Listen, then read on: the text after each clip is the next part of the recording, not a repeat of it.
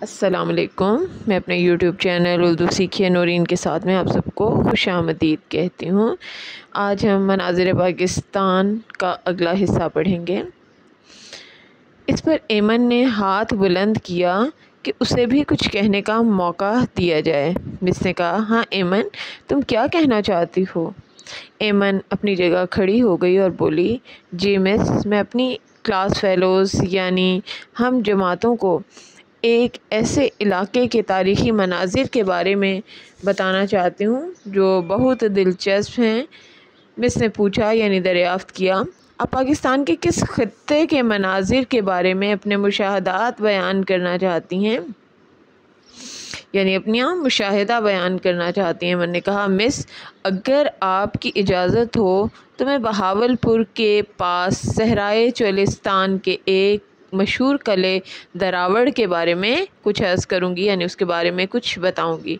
Miss ने कहा, हाँ ऐमन, आप ज़रूर इस क़िले का चश्मदीद हाल सुनाइए। चश्मदीद हाल यानी आँखों देखा हाल। ये बहुत मशहूर क़िला है। मैंने इसकी तस्वीरें देखी हैं, इसके बारे में सुना भी है, लेकिन इसे देखने का मौका नहीं मिला। वजह ये कि ये क़िला एक गर्म इलाके में वाक़े है।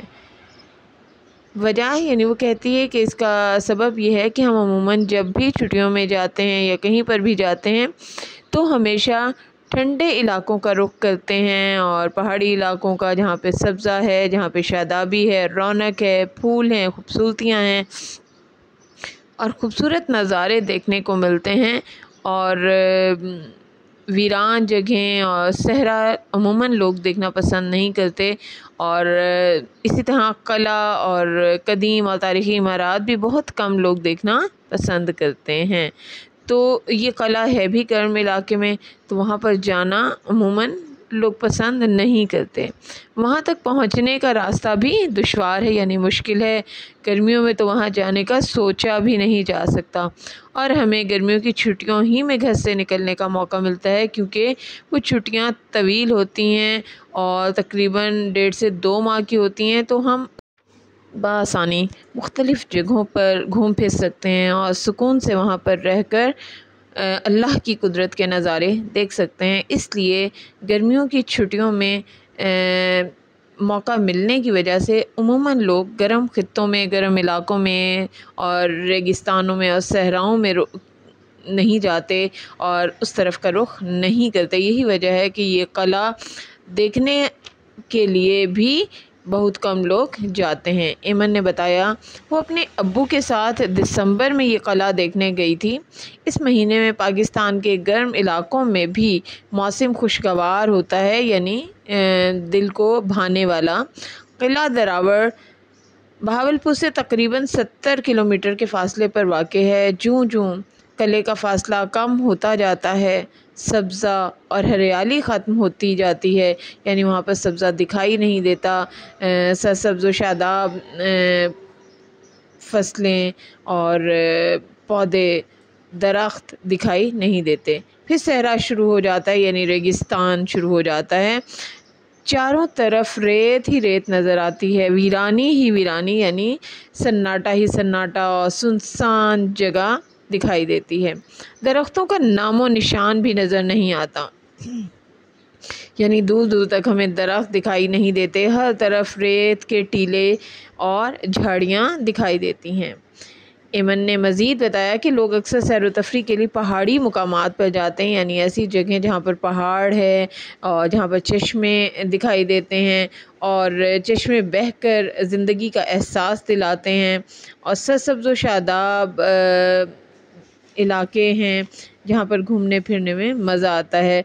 और इन्हीं मुकामात को खूबसूरत और काबिल दीद समझते हैं और वो समझते हैं कि यही इलाके हैं जो देखने के काबिल हैं, जबकि सहरा भी देखने के काबिल होते हैं। सहराई मनाजिर भी हसीन हैं। सहराई मनाजिर यानी रेगिस्तानों के मंज़र, वो भी खूबसूरत होते हैं और इनकी एक अपनी ही कशिश और जाज़बियत है। कशिश यानी खिंचाव है, इनमें भी तवज्जो मरकूज़ करने की सलाहियतें मौजूद हैं। जिस तरह पहाड़ों की बुलंदी देखकर अल्लाह ताला की शान का नक्श दिल पर कायम हो जाता है, यानी छप जाता है। इसी तरह सहराओं की वसअत और फैलाव से भी अल्लाह की कुदरत का एहसास होता है।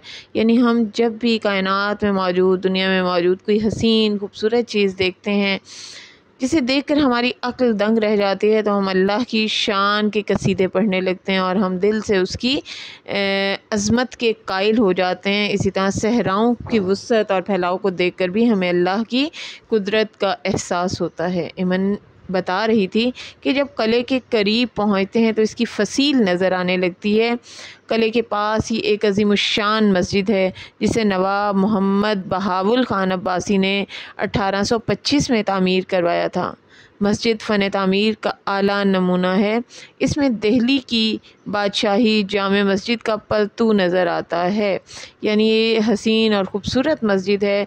और ऐसी ही एक मस्जिद दिल्ली की बादशाही मस्जिद है जो दोनों एक जैसी लगती हैं और हमें दिल्ली की बादशाही मस्जिद का अक्स जो है वो इस कले की मस्जिद में भी दिखाई देता है। सैकड़ों लोग दरावड़ के इलाके में कले के साथ इस मस्जिद की ज़ियारत के शौक़ में आते हैं, यानी इसे देखने के लिए आते हैं। मस्जिद एक बुलंद चबूतरे पर तामीर की गई है और सारी की सारी पत्थर से बनी हुई है।